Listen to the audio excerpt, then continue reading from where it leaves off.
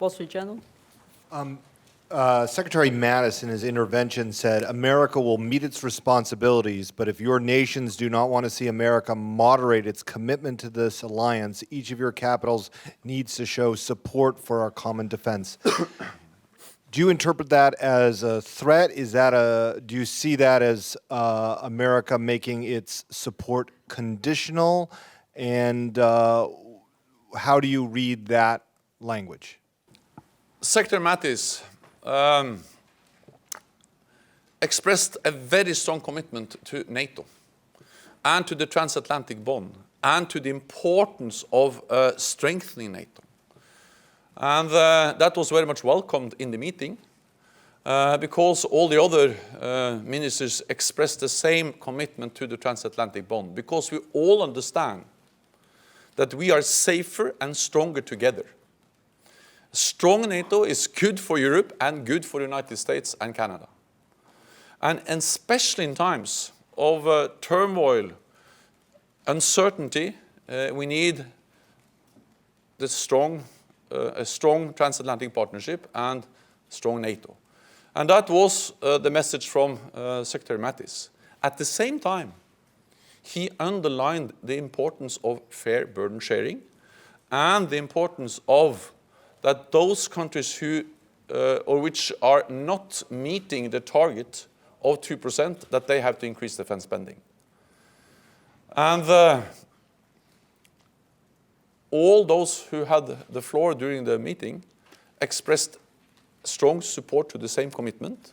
And many of those countries spending less than 2% expressed ambitions, plans, commitments to now really start to increase defense spending.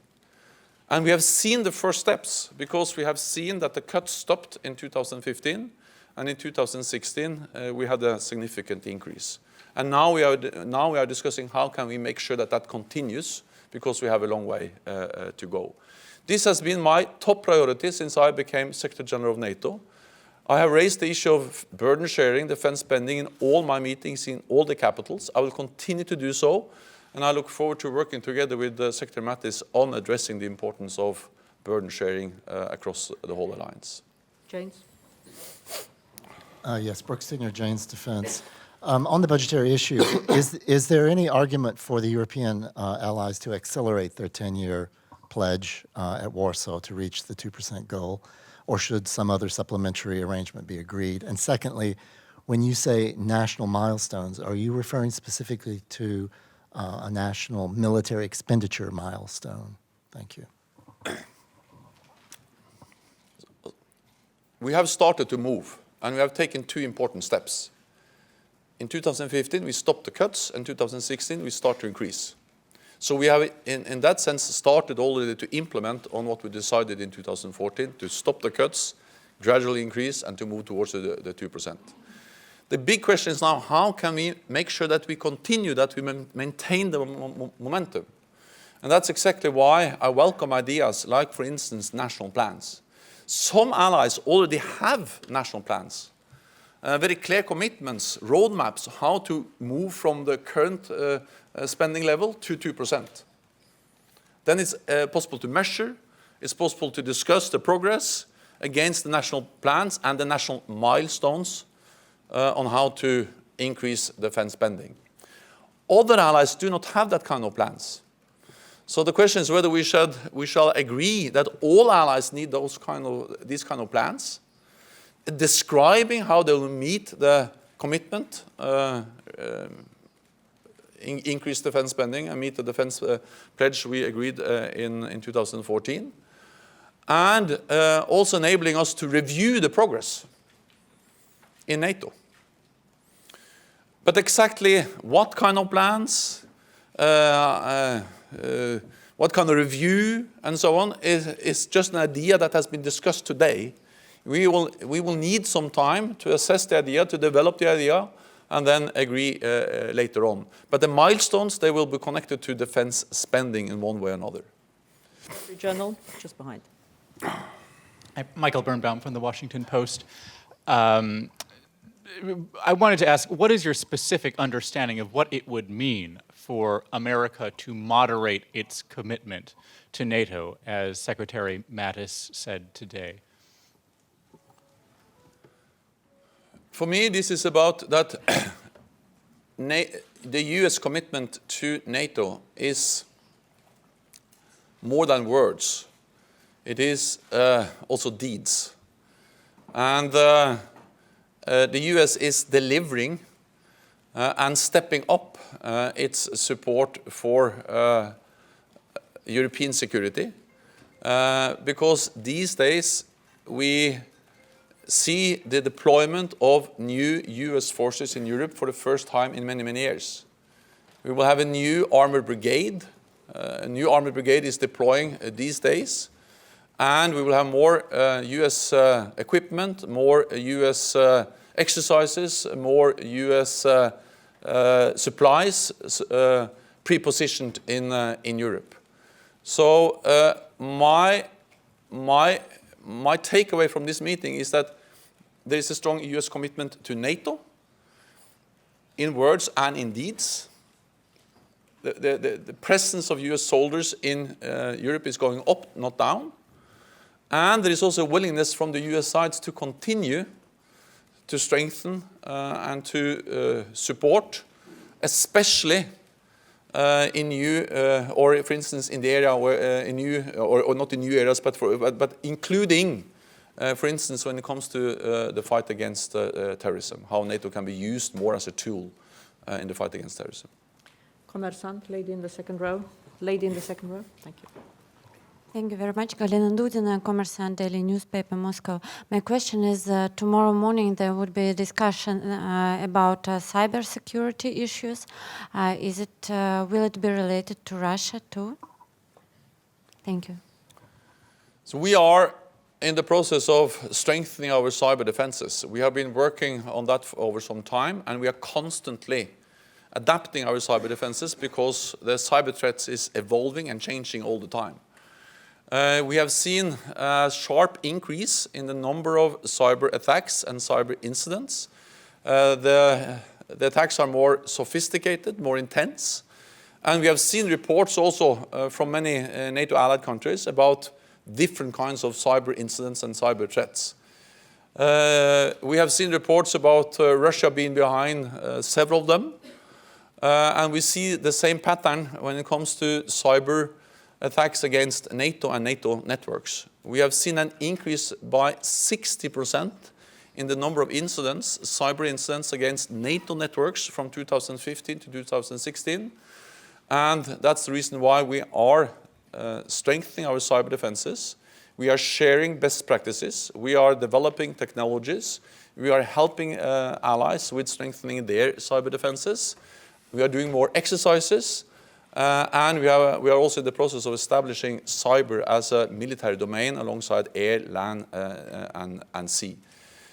Some of these attacks are so sophisticated, and the information they are targeting makes it clear that the states, governments have to be behind. And as I said, there are several reports from different allies about Russia being behind at least many of those attacks. Gentleman in the back.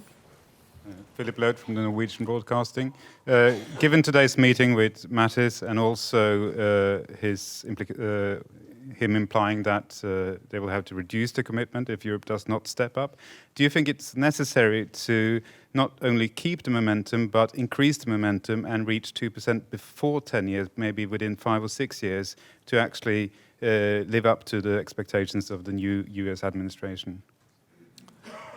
So far, that has not been on the agenda. The focus has been on how can we make sure that we continue to increase defense spending. And since we have seen a significant increase in 2016, I think that motivates all of us to do more.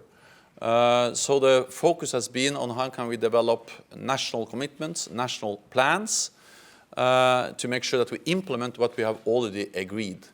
Then I think we should have an open mind and sit down and discuss exactly how do we develop these national plans. How can we establish different kinds of milestones? I think it's a bit too early to be too specific and too detailed exactly on how we develop that tool, but I welcome a discussion to strengthen and to give even more support for the idea of implementing what we already have agreed. Let me just add that this is not the US telling Europe to increase defense spending. This is 28 allies, heads of state and government, sitting around the same table in 2014 and looking into each other's eyes and agreeing that we shall increase defense spending. So this is about implementing something which 28 heads of state and government has agreed that we will do together. And then, of course, I welcome all pressure, all support to make sure that that happens. Lady in the front row. Nina Ilina, Ведомости Business Daily, Russia. I have two questions about terrorism. People here at NATO are always saying that NATO is not that actively involved in Syria now because its members already participate in anti-IGIL coalition. So what could NATO offer as a military organization to its members in Syria in fighting terrorism that they can't do on their own? And my second question is about this new recently established hub in Naples. Could you please elaborate on how much this center is going to work on Syria issue?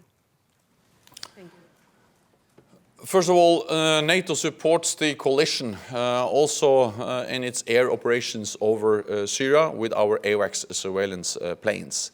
But there has been no call for a NATO combat role or a presence inside Syria. And when I envisage or argue in favor of a stronger NATO role in combating terrorism, my main idea is not to have NATO in the high-end combat operations. Of course, NATO can do that if we are asked, but that's not my main focus. My main focus is how can NATO do more when it comes to training local forces, building local capacity, so someone can take responsibility for their own security and fight terrorism themselves. And there are, of course, big differences, but NATO has a lot of experience from Bosnia-Herzegovina, from Kosovo, and from Afghanistan. And in all these places, the success of NATO has been that we have been able to end combat operations and enabling local forces to take responsibility for stability in their own region. If there's any lesson learned from Afghanistan, it is that we should have started earlier to train the Afghans, enabling them to take over responsibility for their own security. I visited recently Bosnia-Herzegovina. We have a national army there, very much trained and developed by NATO. And of course, that's key for the stability of Bosnia-Herzegovina. We have helped to develop the Kosovo Security Force, keys for the stability in Kosovo. So my answer is that there has not been any call for a NATO combat role in Syria. But I believe that in the whole region, we can do more to build local capacity, because when ISIL is driven out of Mosul, when ISIL is defeated in Raqqa, someone has to be there and to stabilize the country, to keep the terrorists down, and to make sure that we can have a peaceful, lasting solution. And that's exactly why we need to train local forces, and NATO has a lot of experience and untapped potential to do more of that. The center in Naples will be a cornerstone, an important element in our efforts to assess, to coordinate, to understand the developments in the wider Middle East region, North Africa, including, of course, the developments in Libya. Last question, RIA Novosti.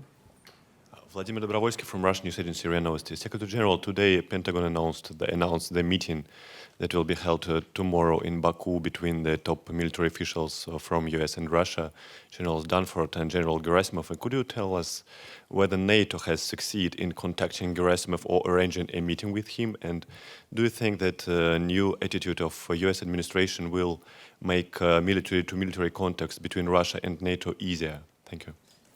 First of all, I think it is important that this meeting in Baku takes place. The US is the biggest NATO ally. And I welcome also that NATO allies on bilateral basis develop military lines of communications and develop the dialogue with Russia. In NATO, we have been able to convene 2 meetings of the NATO-Russia Council, where we also have addressed different military issues, including exercises, briefing on exercises, military transparency, risk reduction, and other issues related to military issues, including with some military briefers in the room. So we have developed that kind of contact in the NATO-Russia Council framework. So far, there has been no direct contact between General Gerasimov and General Petr Pavel, but I know that there are work going on to see if we can develop also that kind of dialogue with Russia. Thank you very much. That's all we have time for now, but we'll see you a bit later. Thank you. Thank you.